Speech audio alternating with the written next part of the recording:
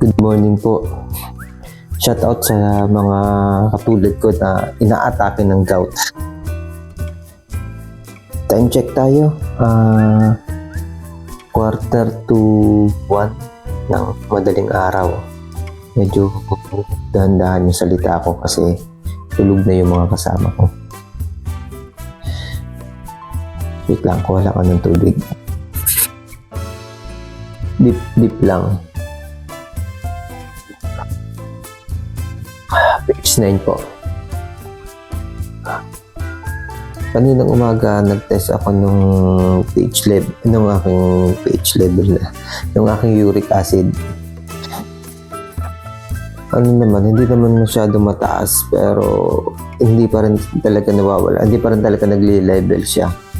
7.3. Ako kasi, ako yung tao na kahit konting taas lang sa normal ng mga problema pangkalusugan, nakakaramdam na ako ng mga sintomas. Grabe yung sintomas na nararanasan ko ngayon sa gout. Nangangatal-ngatal yung katawan ko, yung joints. Kasi masakit buo. Buong katawan hanggang paa. Sa paa, yung pinakandulong ganda sa akin ba tawag doon. Yan, para siya nangingilo na kumikirot. Tapos yung tuhod. Ito pinakamasakit talaga. Ito lagi ko na babanggit ito sa mga vlog ko. Ito, sakit kapitan. Sakit ganyan. Tapos to. Pinatay ko yung aircon ng kwarto kasi lalong nangingima yung pakaramdam ko na kumikirot. I-share ko lang sa inyo yung about sa pag-research. Kasi kapag nag-research ka sa Google about sa sakit, yung iba natatakot. Ako, nasanay na lang ako. Na yung negative. Kasi lahat ng makikita mo sa research, nandun, positive at saka negative. Inaano ko na lang doon. Minimintin ko na lang sa utak ko yung positive. Yung posible. Ayaw kong isipin yung negative kasi babanat yung ating anxiety. Yung takot natin. Tip lang at saka maganda yung sa AI. Ginamit kong AI yung sa Messenger. Ang ganda sa AI yung ang bilis magtanong. Tanong lang. Ang mga style lang ng type ko. Tinatanong ko lang about sa nararanasan ko, nararamdaman ko. Tapos, ang bilis na response niya. Sinasagot niya. Malinaw. Maganda. Yung gusto ko malaman, pinagad yung lumalabas. Sample, may pakita ko sample. Sakot talaga ng likod ko. Yung mga, pati ribs. Yan, isa, sample ko to yung sa ribs. Kasi hindi pangkaraniwan yung nararanasan siya pagka may rayuma tapos yung ribs. Kita ko, ang dami ko kasing tinype.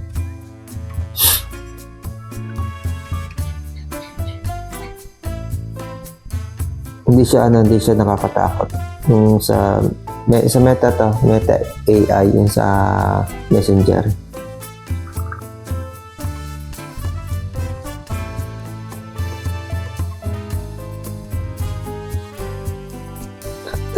Ang dami kasi bababa ko lang. Pakita ko yung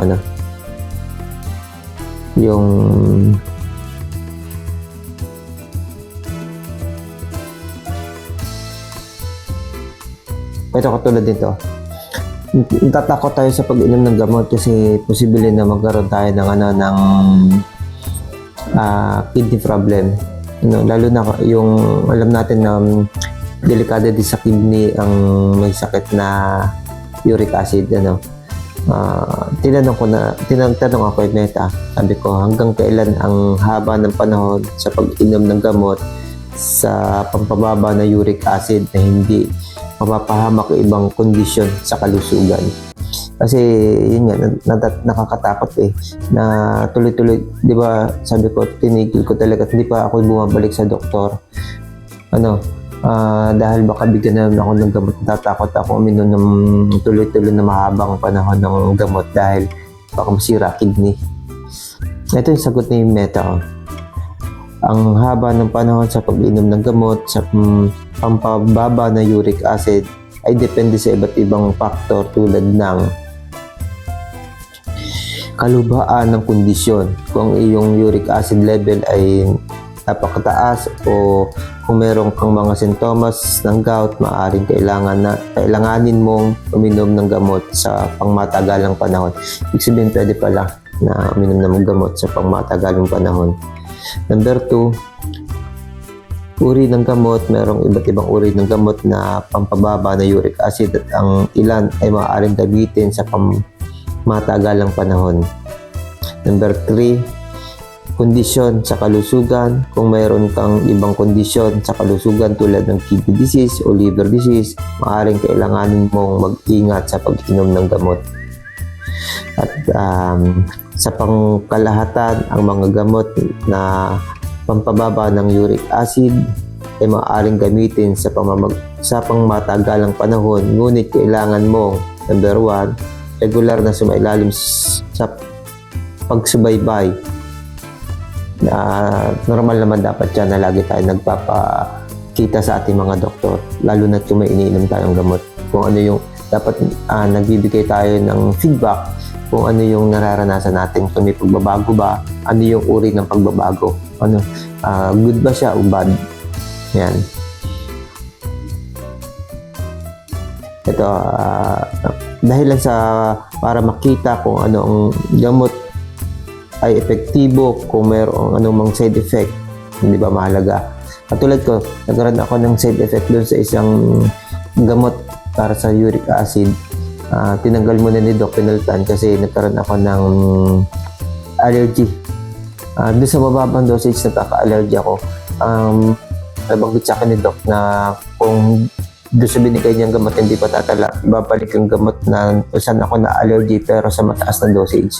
Kaya medyo kinabahan ako kaya hindi pa ako nabalik kasi natakot ako doon sa allergy. Pero kung ganito din lang, kailangan kong bumalik. Kaya nag-research na rin ako.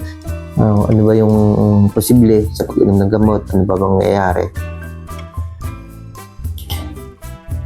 Ito, number 2, kumonsulta sa doktor para sa regular na pag-adjust ng dosage sa pagpapalit ng kung kinakailangan. Yun na nga, yun yung pinag-usapan natin. Kinakailangan ba, magpapalit ba ng dosage? Mag-adjust ba ng dosage? Siguro gano'n na rin yung kailangan ko. Ang mga sumusunod ay ilang halimbawa ng gamot sa pampababa ng uric acid, ang kanilang pangmatagalang gamit. Allopurinol, ito yung dito ako nagkaroon ng lahat ng gamot pwede tayo ma-allergy, lalo kung may allergy talaga tayo. Ako may ganun akong kondisyon. Dito ako na-allergy sa mababang dosage. Kasi iniinom ko talaga dito dati, mataas na dosage.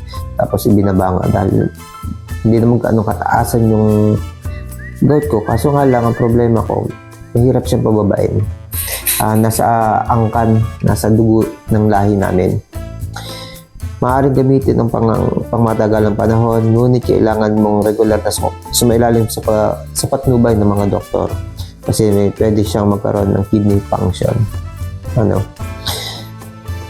Febuxostat, ito yung iniinom ko ngayon na medyo hindi ata effective para sa akin. Maaaring gamitin sa pangmatagalang panahon, ngunit kailangan mong regular na sumailalim sa pagsubaybay kasi pwede magkaroon ng liver function din. Itong gamot na number 2 na ito, pwede pala sa side effect ay liver. Yung number 1 na sinabi ko ay pwede naman maging side effect niya ay kidney. At sa kabuuan, mahalaga ang pakipag-usap sa doktor para sa detalye tungkol sa iyong gamot at plano ng paggamot.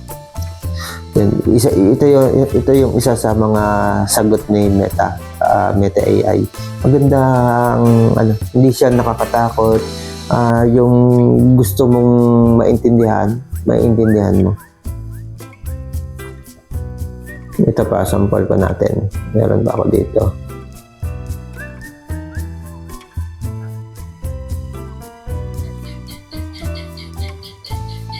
Ito katulad nung gamot na iniinom ko nga, nag-question ako kasi nga kapag umiinom ako ng gamot, bumababa yung uric acid range. Hindi naman ko pa makuha yung totally na normal level, pero bumababa siya. Pero kapag natapos yung gamot, ito yung naging kondisyon ko kaya nadagdagan yung gamot na iniinom ko tumataas ulit siya.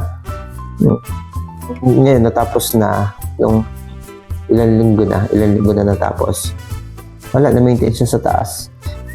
Pinakamababa ngayon pero ganun pa rin yung ramdam ko. Sobrang sakit pa rin ng mga kasuan ko, ng mga ribs ko, mga buto-buto ko, mga joints. Itong tanong ko kay Meta, kay Meta AI, kung ang binigay na gamot ng doktor para bumaba ang uric acid ay may epekto lang habang umiinom at kapag natapos na ang gamutan ay mabilis silang tumataas muli kahit naayos ko na ang lifestyle, ano ang dapat kong gawin? Ito yung mga sample ng mga tanong na ginawa ko pero buo yung sagot na gusto ko malaman. At ang bilis ng response. Kaya yung mga katulad ko na may mga problema pang kalusugan, pwede kayong tanong sa AI, lalo na dito kay Meta. Halos lahat naman tayo ay mayroong Meta. Kasi may Facebook tayo. Ito sagot ni Meta. Kung ang gamot na binigay ng doktor para bumaba ang uric acid ay umiepekto lang habang umiinom at tumataas muli pagkatapos ng gamutan, maaaring kailanganin mo, number 1, mag-adjust ng dosage o gamot. Kumonsulta sa doktor para sa adjustment ng dosage at pagpapalit ng gamot. Yun yung isa sa gusto ko malaman na sinagot ni Meta na posible na pwede mag-adjust o palitan yung gamot. Pangmatagalang gamot, maaaring kailanganin mong uminom ng gamot sa pangmatagalang panahon para sa mapanatili ang uric acid level. Ganun pala kapag hirap mag-adjust para bumaba at makuha mo yung normal level ng uric acid, talagang parang maintenance siya. Yun nga lang, bilang isang prevention specialist, kailangan natin ng intervention. Yan ang bilang specialist ako sa ganyan, prevention, ipapayo ko sa lahat na kailangan may prevention, hindi yung gamot at gamot lang. Mahirap umasa sa gamot lang kasi synthetic ito. Kailangan lumalaban yung gamot para do sa mga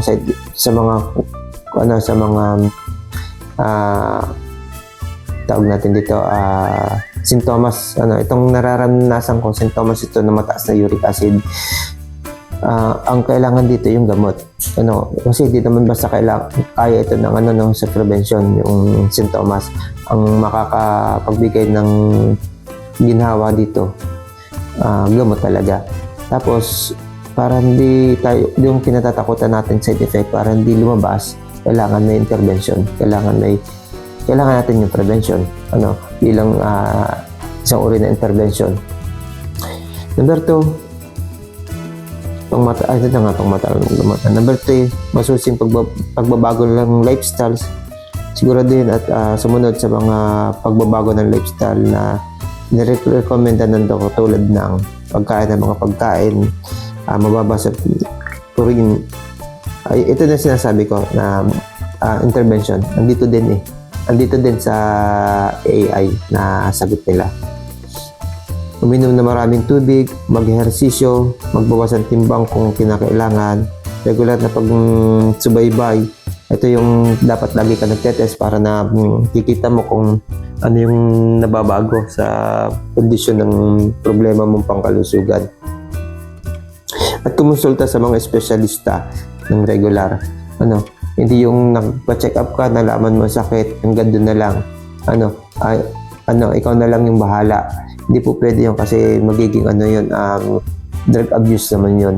At yun nga, bilang isang prevention specialist, yun yung tinututulan namin na huwag maging drug abuse yung mga tao na porke alam mo na kung anong iinumin mo, yun at yun ang gagawin mo. Kasi nga meron tayong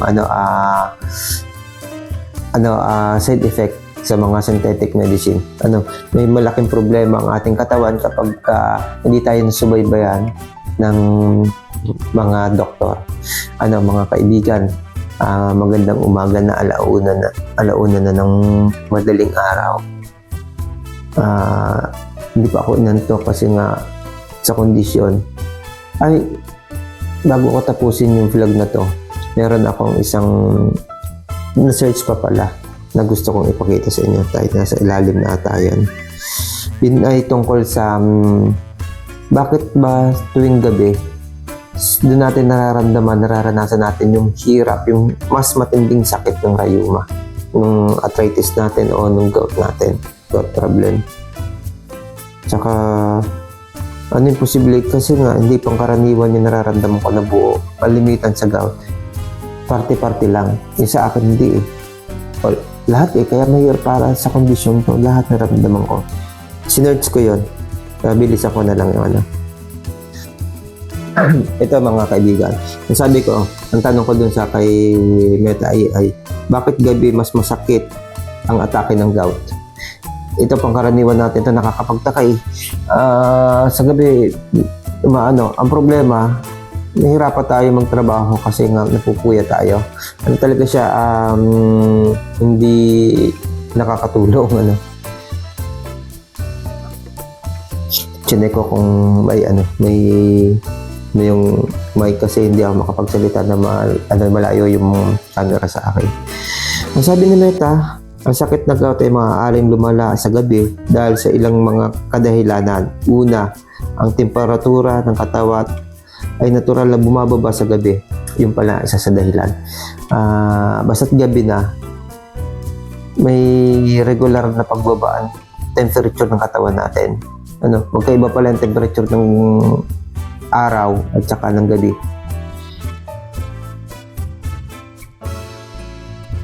Ito ay maaaring magdulot ng mataas na uric acid sa dugo. Yun. Malinaw para sa akin. Nagpapalala ng kondisyon ng gout. Pangalawa, ang posisyon ng katawan habang natutulog ay maaaring magdulot ng pressure sa mga apektadong joints. Posible kapag natutulog tayo, magigising tayo na masakit. Kasi halimbawa naipit. Namamaga siya, hindi man natin nakikita sa panlabas na anyo ng ating katawan, pero yung loob niya namamaga. May pamamaga, mainit. Kapag naipit yan, posible na sumakit talaga. At maging trigger yon sa pangmatagalang pagsakit. Nangyari yan minsan sa akin nung nasa training ako ng UPC sa Manila. Nag-train ako as a prevention specialist. Tinamaan to doon sa isang games na ginawa namin. Naipit. Buwan na, masakit. Nagtuloy-tuloy siyang gout talaga. Ito. Pangatlo, ang antas ng cortisol, isang hormone na may anti-inflammatory properties, ay natural na bumababa sa gabi. Yun yung cortisol, yun yung nagbibigay ng pamamaga. Bumababa pala sa gabi at mas yung cortisol kasi yun yung pumipigil Kapag mababa na yun, yung pamamaga mas lalala, kaya sa gabi, gano'n na lang pala yung sakit. Kanina kasi, okay na ako. Pagdating ko ng hapon, biglang umataka na naman. Masakit na naman. Sobra na naman sakit. Ayun, kung critical sa kidney, kung mahabang panahon na may uric acid. Yung range ko kasi ay 7.3 to 8.0. Madalang mag 9 eh. Pero minsan maabot ng 9. Yun, ramdam na ramdam ko na yung kahit sa 7.3 ramdam ko. Ngayon yung 7.3 kanina. Ramdam ko. Tinatanong ko kung critical ba siya sa makasira ng kidney. Ayon kay Meta, bilisan na lang natin. Hindi naman siya critical na makasira ng kidney. Wag lang ang mapang mahabang panahon na mataas, yung mas tataas pa. At ang isa pa kung hindi siya nagagamot. Kaya wag natin panatiliin na hayaan na lang natin na yung nararamdaman natin. Ang payo ko lang, kailangan ng pagpapacheck up. Ako, magpapacheck up ulit ako. Ang doktor ko ay sa public, kung saan libre yung pagpapagamot. At ang mga test ko, katulad niyan, ang kukuhanin ko ng test sa city din, yung libre din. Tapos, kung may gamot, kung may available na gamot ng health office, binibigyan naman tayo, nakakahingi naman tayo. At yun nga, patuloy pa rin tayo sa prevention. Yun nga, minsan ang nangyayari sa atin, naiinip tayo. Pero ako, okay na sa akin kasi nga naranasan ko ito sa GERD. Pinagpatuloy-tuloy ko hanggang sa naabot ko naman yung gusto ko na nawala yung GERD. Dito sa uric acid naman, panibagong laban na naman to para sa akin. So, hopefully, malalampasan ko din ito. Magandang umaga at sana nakapaghatid ako ng kahit pare-paras tayong may problema ngayon. Nakapaghatid pa rin ako ng isang magandang idea para sa mga katulad natin. Kung paano tayo mag-research, kung paano tayo mag-search, kung kanino tayo magtatanong ng problema. Napakabilis sumagot, mas mabilis pa sa doktor na napupuntahan mo.